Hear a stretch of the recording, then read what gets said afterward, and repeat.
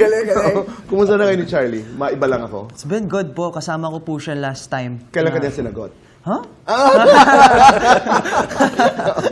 Magkasama, your friends? Opo, Nililigawan mo ba?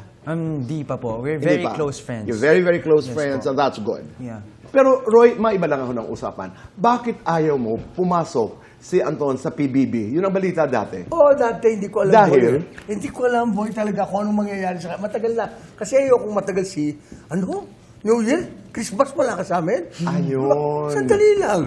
Kasi hindi nawalay sa amin to mahirap na sa. Opo. Pero kung halimbawa, ni-explain sa akin kung ano magagawa ng PBB. Okay, let's see. Nung dumating siya sa puntong ganun, sabi ko, actually, at least alam ko, nandun lang siya, di ba, boy? Okay. Pero safe siya. Sabi ko, okay. Oo. Pero yun lang yung consideration. Oo, isa yun. Oo. At saka, hindi ko alam kasi kung ano magagawa talaga ng PBB. Tama, oo. Now, there was so much uncertainty. Yung sinasabi mo na parang ano bang mangyayari doon? Oo, At saka, mangyayari? hindi ko makakasama ang anak ko. Oo. Sa Pasko, New Year. Yes. Okay, I understand. Tapos, eto pa, yung birthday niya, hindi ko makasama, di ba? Sabi ko, okay. Sabi ko, let's talk. Sabi nakikita ko, ginesa ko ngayon sa PBB. Opo. Ayun. So, Christmas ako po. doon.